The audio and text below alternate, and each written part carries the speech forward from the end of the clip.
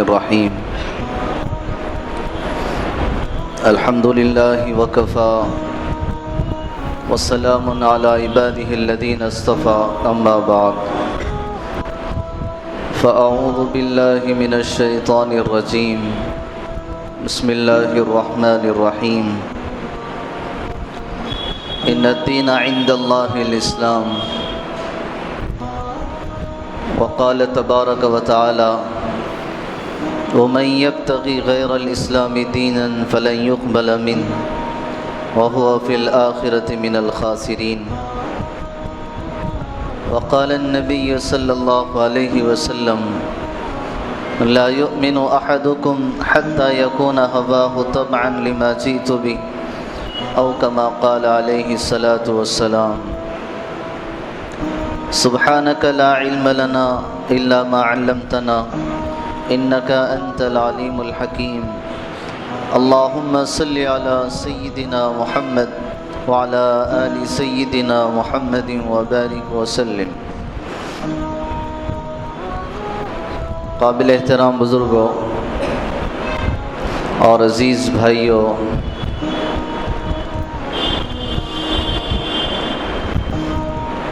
اللہ تعالیٰ نے جس دین سے نوازا ہے وہ ہم انسانوں کی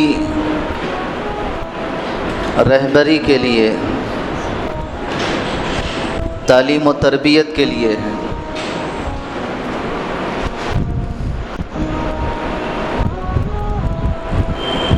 انسانیت کی جتنی ضرورت ہے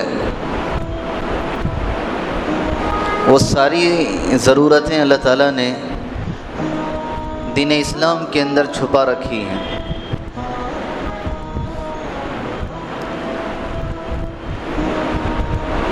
جس موقع پر جس رہبری کی ضرورت ہو، عمر کے جس مرحلے میں جس طرح کے گائیڈنس کی ضرورت ہو، وہ سارا دین اسلام کے اندر اور شریعت اسلامی کے اندر موجود ہے.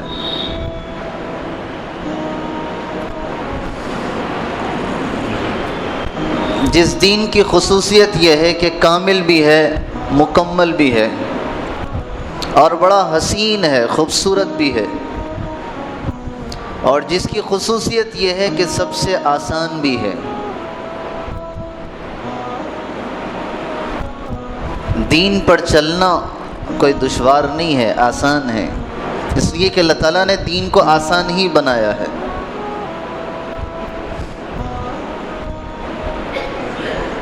آپ علیہ الصلاۃ والسلام نے خود فرمایا یسروا ولا تعسروا، آسانیاں پیدا کرو، مشکلات پیدا نہ کرو. کسی سے نہ کہو کہ تم دین پہ نہیں چل سکتے، تم اسلام پہ نہیں آ سکتے. آسان دین ہے، غریب سے غریب، امیر سے امیر، حاکم محکوم، کالا گورا، کسی بھی طبقے کا ہو، وہ آسانی سے دین پر چل سکتا ہے. اسلامی احکام کو اپنی زندگی کے اندر اتار سکتا ہے. شریعت مطہرہ اس کی اپنی زندگی کے اندر جھلک سکتی ہے. لیکن ضرورت ہے کہ اس دین کا شوق ہو، اس اسلام کی عظمت ہو، اس اسلام سے انسان ٹوٹ کے محبت کرے کہ دل و جان سے زیادہ عزیز ہمارا اپنا دین بن جائے، دل و جان سے زیادہ محبوب ہمارا اسلام بن جائے.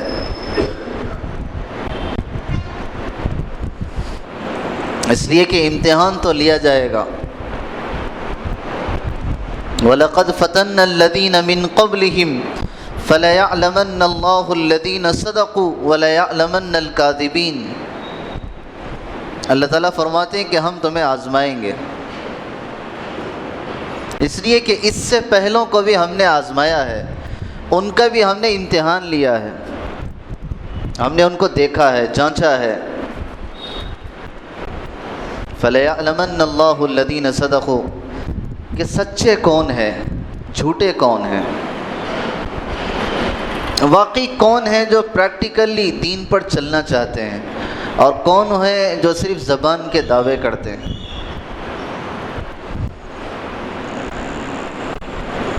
تو آزمائش، امتحان یہ صرف جانچ کے لیے ہے، دیکھنے کے لیے ہے۔ فرعون کی بیوی حضرت آسیہ تھی،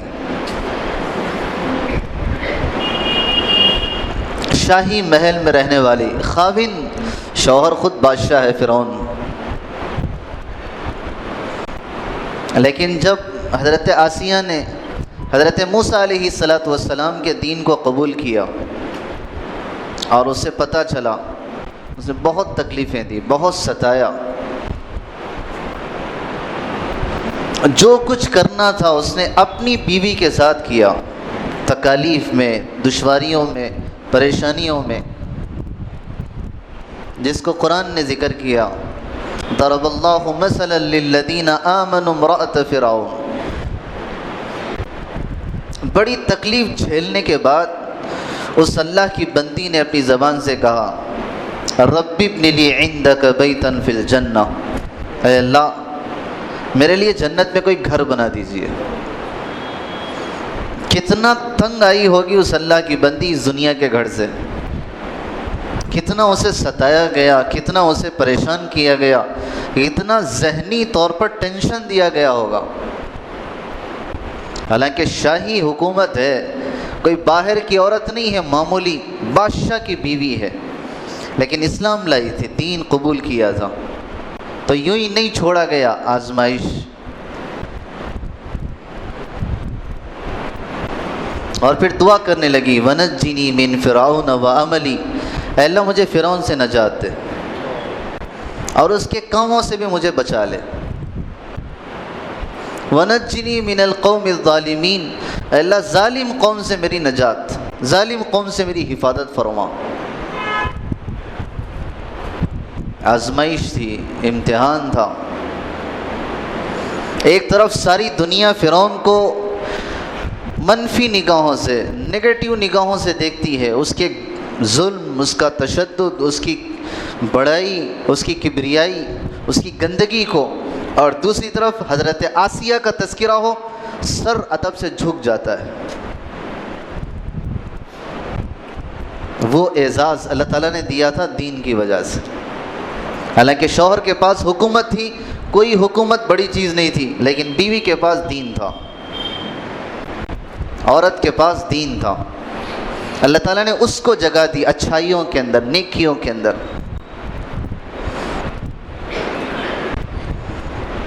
تو یہ وہ آزمائش ہے جو انسان کے پرکھنے کے لیے ہوتی۔ سونار وہ بھی اپنی بھٹی پر ہر آنے والے نئے سونے کو رکھتا ہے کہ پتہ تو چلے کہ ملاوٹ کتنی ہے، کہ کھرا ہے کہ کھوٹا ہے، کہ 22 کا ہے یا 24 کا ہے۔ آنے والا تو کہے گا کہ 24 کا ہے، لیکن جب آگ پہ پرکھا جائے گا تو پتہ چلے گا کہ یہ تو 18 کیرٹ کا ہے، یہ تو 21 کیرٹ کا ہے، یہ خالص پیور نہیں ہے، بہت کم ہے، ملاوٹ زیادہ ہے۔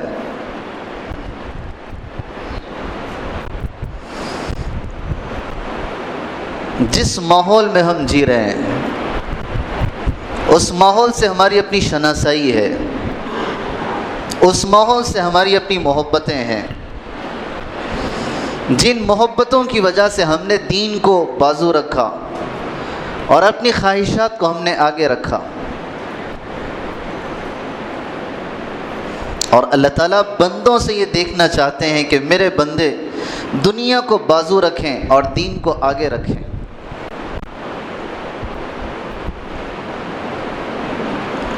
آپ علیہ السلام کی تربیت تھی، آپ کی بہترین صحبت کا نتیجہ تھا۔ حضرات صحابہ رضوان اللہ علیہ مجمعین، ان کی جو دین سے وابستگی تھی، ان کی جو دین سے محبت تھی، وہ سب کچھ دین کے لیے قربان کرنا پسند تھا، لیکن دین قربان ہو جائے یہ پسند نہیں تھا۔ اسلام کے لیے مر مٹنا، اسلام کے لیے جی جان کی بازی لگا دینا، اسلام کے لیے سب کچھ کھیل لینا یہ ان کے لیے پسند تھا، لیکن اسلام چھوڑ دے نہیں پسند تھا۔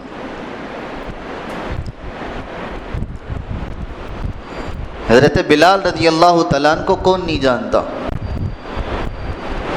اور ان پر کیا جانے والا ظلم یہ بھی اکثر جانتے ہیں ہم میں سے۔ مکے کی اس سنگلاخ زمین اور ریتیلی اور وہاں کی شدت والی دھوپ میں حضرت بلال پہ جو کوڑے برسائے جاتے تھے، لیکن آپ ان کوڑوں کو جھیلتے ہوئے بھی کہتے تھے کہ احد، اللہ ایک۔ اپنی وحدانیت کا ثبوت، اسلام سے محبت کا ثبوت، کہ سارے کوڑے کھائے جا رہے ہیں لیکن دین ایک اینچ برابر پیچھے ہو جائے پسند نہیں تھا۔ ابو ذر غفاری رضی اللہ تعالیٰ عنہ پر لوگ ٹوٹ پڑے تھے مارنے کے لیے۔ ان کا قصور یہ تھا کہ انہوں نے خانہ کعبہ کے پاس کھڑے ہو کے زور سے کلمہ پڑھا تھا، یہ قصور تھا۔ مشرکین مکہ چاروں طرف سے جو ٹوٹ پڑے تھے، جان حلق کو آ چکی تھی۔ حضرت ابن عباس یا حضرت عباس رضی اللہ تعالیٰ عنہ آگے بڑھ کے بچایا اور کہا جانتے بھی ہو ابو ذر قبیلہ غفار کے ہیں، اور قبیلہ غفار یہ ملک شام اور مکے کے درمیان ایک قبیلہ ہے، اگر تم ان کو مار دو گے تمہارا تجارت کا سفر بند ہو جائے گا، یہ قبیلہ تمہیں شام جانے نہیں دے گا، تمہاری تجارت بند ہو جائے گی۔ یہ سننا تھا تو وہ پیچھے ہٹے، ابو ذر غفاری کی جان بچی۔ قصور کلمے کا، قصور صرف اپنے اسلام کے اظہار کا، کہ تم نے اسلام کا اظہار کیا کیسے۔ لیکن ان حالات کے اندر دین ان کے دلوں کے اندر جمتا تھا، اسلام ان کے دلوں کے اندر بیٹھا ہوا تھا۔ ان کے ایک ایک خون کا خطرہ، ان کی ایک ایک رگ اس بات کا اظہار کرتی تھی کہ دین سب سے زیادہ محبوب ہے، دین سب سے زیادہ پسندیدہ ہے۔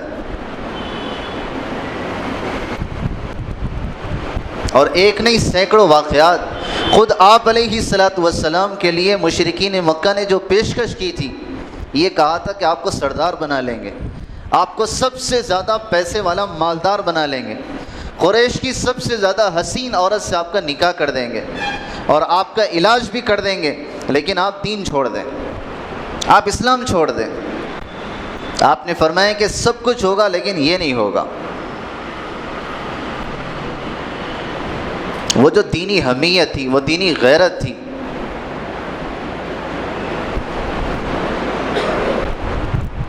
وہ دینی غیرت کی آج ضرورت ہے۔ آج ہمارے لیے دین آسان تو ہے، لیکن جتنا ہم آسان سمجھتے ہیں اتنا آسانی سے ہم چھوڑ بھی دیتے ہیں، اتنا آسانی سے ہم دین چھوڑ دیتے ہیں۔ شوہر کے لیے بیوی دین چھوڑ دینا اس کے لیے آسان ہے۔ کتنے انٹرفیتھ میرجز نہیں ہوتے، صرف چند ظاہری محبت کی وجہ سے، ظاہری عشق کی وجہ سے، وہ بھی چند دن کا مزہ، اس کی وجہ سے ایمان کا سودا، دین کا سودا، اسلام کا سودا، ابدی آخرت کا سودا، کہ صرف محض کسی سے شادی کے بہانے، کسی سے عشق کے بہانے، یا چند پیسوں کے خاطر کتنوں نے وہ ہے جو ایمان کا سودا کیا کسی اور میں چلے گئے۔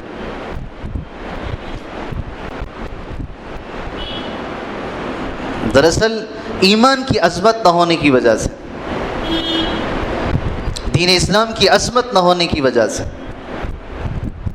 اور دنیا کی عظمت جب بڑھ جاتی ہے تو اسلام ہلکا نظر آتا ہے، اسلام چھوٹا نظر آتا ہے، جس کو آپ علیہ الصلاۃ والسلام نے فرمایا اذا عظمت امتی الدنیا نزعت منها ہیبۃ الاسلام، کہ جب میری امت دنیا بڑی چیز سمجھنے لگے گی، دنیا کو بڑی چیز سمجھنے لگے گی، یہاں کی سب کچھ چیزیں اس کی نگاہوں کے اندر بڑی بن جائے گی، یہاں کے عہدے، یہاں کے مناصب اور یہاں کی چیزیں، تو پھر دین اس کی نگاہوں کے اندر ہلکا ہو جائے گا، اس کی نگاہوں میں چھوٹا بن جائے گا، وہ چاہے گا تھوڑی دیر کے لیے میں پیچھے ہٹ جاؤں، کون دیکھنے والا ہے؟ ہمارے اپنے ماحول کے اندر کتنی شادیاں نہیں ہوتی ہیں،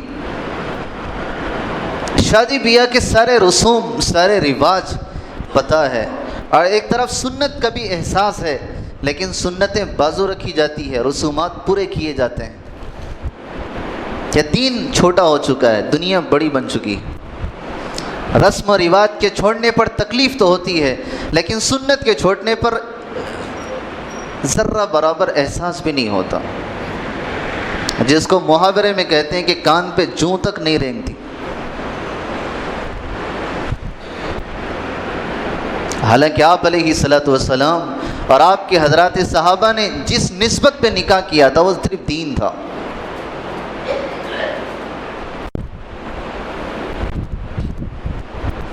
کہ ہماری اپنی خواہشات، ہماری اپنی مرضی ہے، اور اسلام نے اس کی رعایت کی ہے۔ یہ نہیں کہا کہ تم بالکل سب کچھ چھوڑ کے آ جاؤ، ہماری خوشی کی بھی اسلام نے رعایت کی ہے، ہمارے جذبات کی بھی اسلام نے رعایت کی ہے۔ خوشی کے لیے خوشی کے دن رکھے ہیں، خوشی کے موقع رکھے ہیں، لیکن یہ نہیں کہا کہ کسی بھی موقع پہ اسلام سے تھوڑا سا پیچھے ہٹ جاؤ، اسلام کے ساتھ تھوڑا سا کمپرومائز کر لو۔ کہ کمپرومائز کی اجازت نہیں ہے،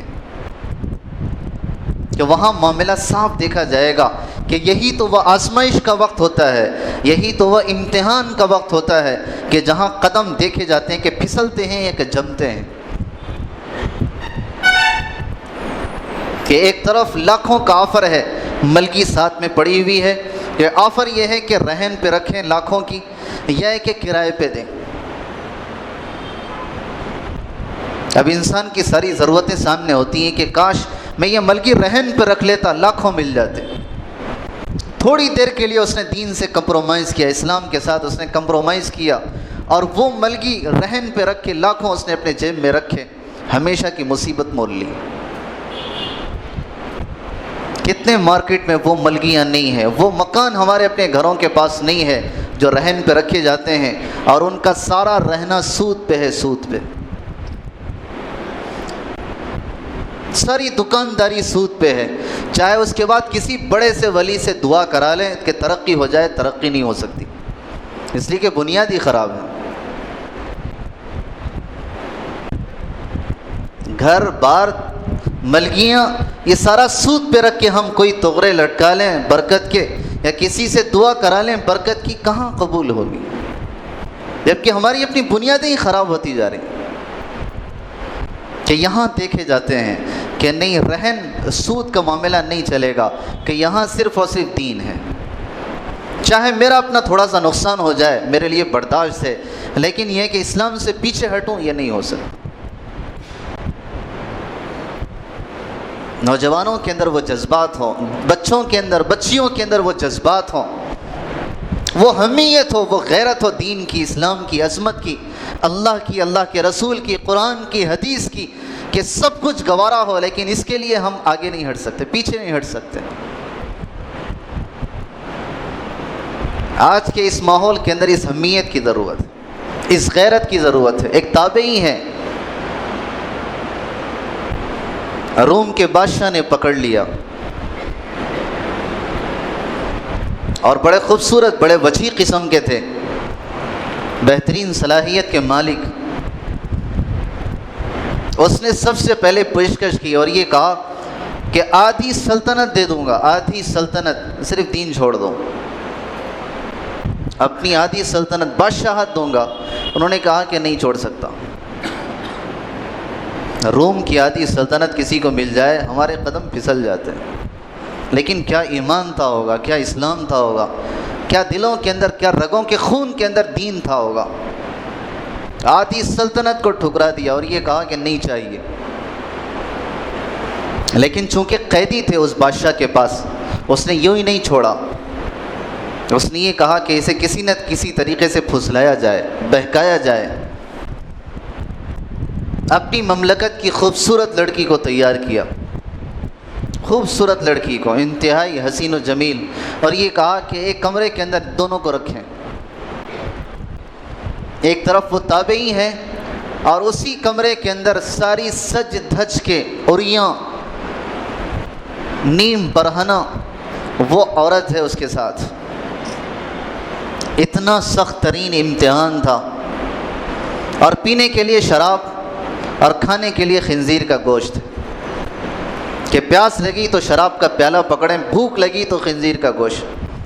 اور دوسری طرف یہ دونوں کو چھوڑا گیا. 3 دن گزرے ہیں اسی کمرے کے اندر. وہ تابعی کی نگاہ نیچے سے اوپر اٹھتی نہیں تھی. جس حال میں پڑے تھے اسی حال میں پڑے. 3 دن ہو گئے. وہ کہتے ہیں کہ میرا بھوک کا عالم یہ تھا، میرے فاقے کا عالم یہ تھا کہ شاید اب میرے لیے حلال بھی، میرے لیے حرام بھی اب حلال ہو جاتا. جان بچانے کے لیے حرام بھی میرے لیے حلال ہو جاتا. وہ بھوک کا عالم، وہ پیاس کا عالم تھا. اور 3 دن گزرے، کوئی نگاہ نہ پیالے پہ اٹھتی ہے، کوئی نگاہ نہ کھانے پہ اٹھتی ہے، کوئی نگاہ نہ اس عورت پہ اٹھتی ہے.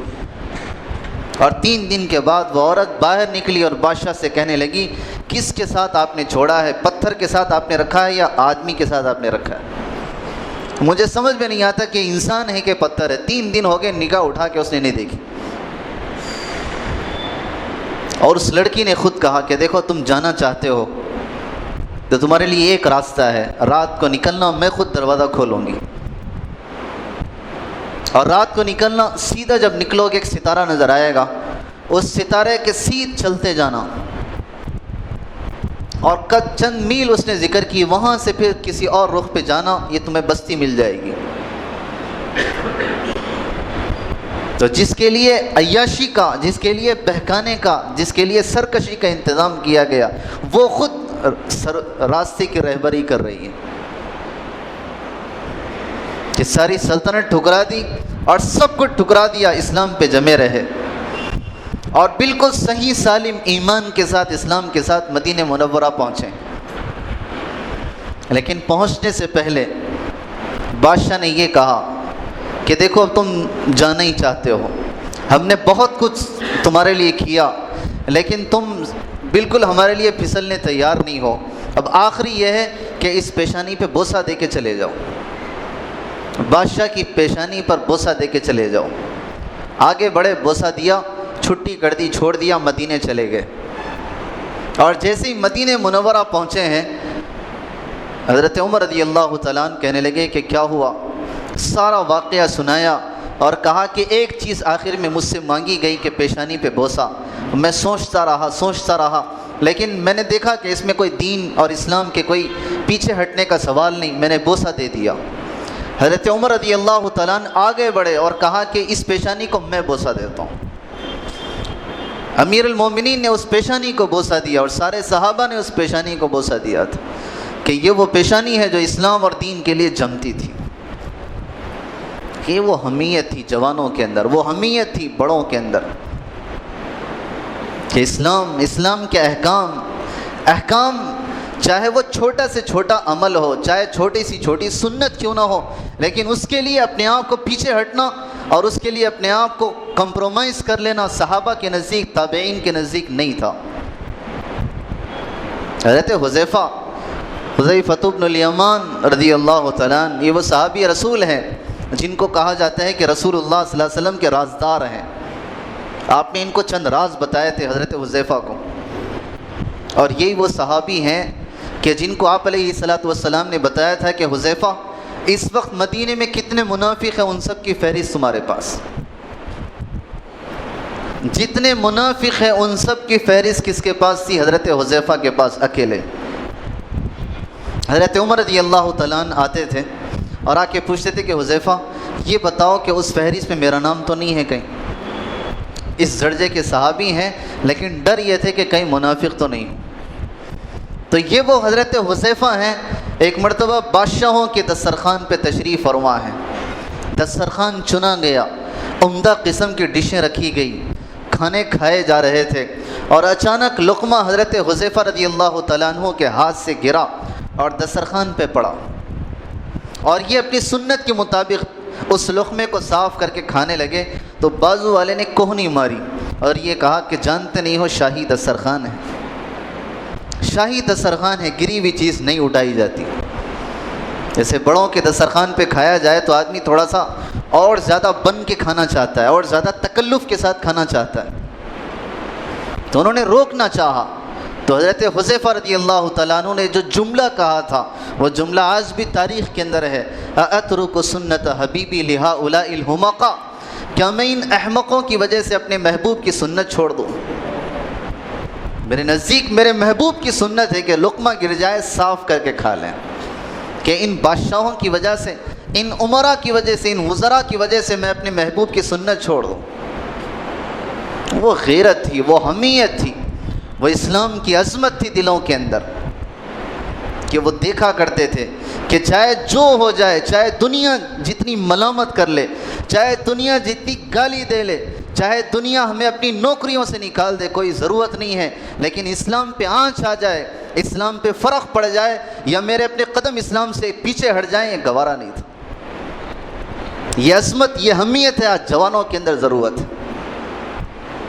آزمائش ہوگی، آزمائش ہوگی، ضرور آزمائش ہوگی، چاہے ایم ٹیک پڑھ لیں، ایم بی بی ایس پڑھ لیں، ایم ڈی پڑھ لیں، کچھ پڑھ لیں، آزمائش ضرور ہوگی کہ داڑھی رکھو گے کیا نوکری ملے گی، کہ یہ چاہیے کہ یہ چاہیے، آزمائش ضرور ہوگی، چاہے امریکہ میں ہو چاہے یو کے اندر ہو، دیکھا جائے گا کہ کون سی چیز چاہیے۔